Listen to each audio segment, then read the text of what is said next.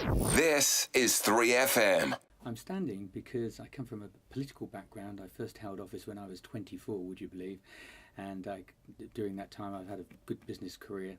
I stood in 2006, I think it was, trying to get my mind around it, for Glenfaba, and then again in 2011. And in 2015 I was elected in a by-election. I've had a year in harness.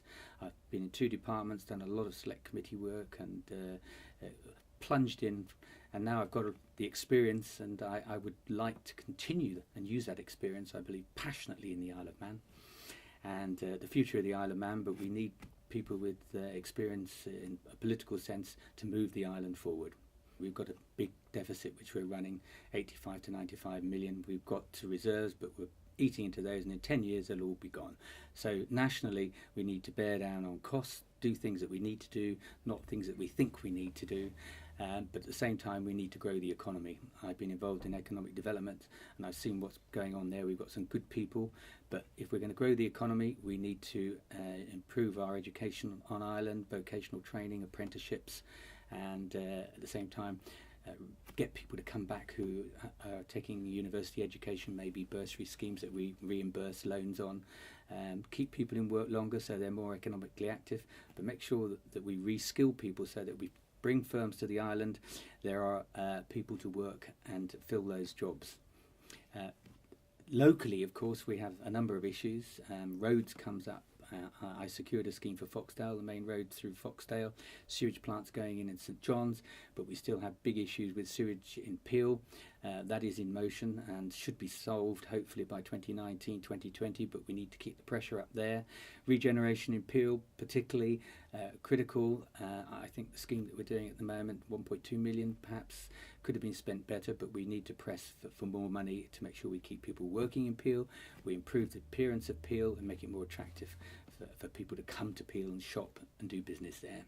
Well, Peel is, it's, as a destination, has always had an attraction. To me, if you liken it to somewhere like the lanes in Brighton or something like that, it seems to me there's a lot of potential there. Now, latterly with the new marina project, the harbour area and the sort of surrounds there are attracting new business, and a lot of people come there. But the streets of Peel, the small streets, are very attractive, and at the moment we just don't get the footfall in the town centre, and I'm not quite sure why that is. It maybe because it doesn't look very good, it needs some refurbishment. We need to attract new businesses there that are niche businesses that will attract people into the town. At the moment, if you look at Peel, New Peel, most of New Peel goes towards Douglas for shopping and recreation. Well, we need to try and reverse that.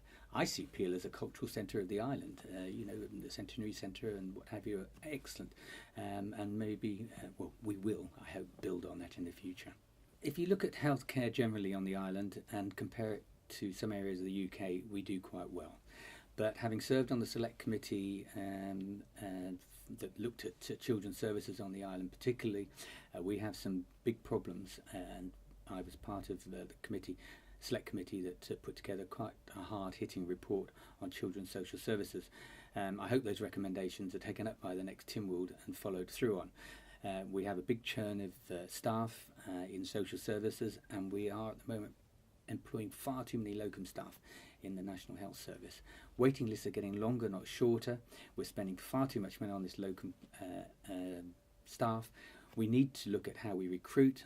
I've looked at the recruiting process myself, and I think we don't promote the advantages of working on the island. We've now relaxed permits, so medical staff can come on island with no restriction, but we need to sell ourselves better. It's not fair for existing staff to be working next to someone who's earning 2 or 3 times as much on a locum appointment, and we need to address that because millions of pounds are spent on that every year.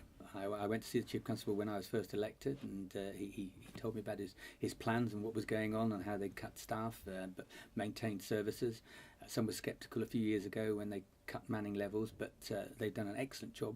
Crime is at in my memory, all-time low, but we've got to be careful that we don't make further cutbacks and a laissez-faire attitude, because if you allow minor crime to grow, that begets more serious crime. So no big cutbacks, please. In my opinion, live with what we've got, look at the priorities, and make sure we maintain vigilance.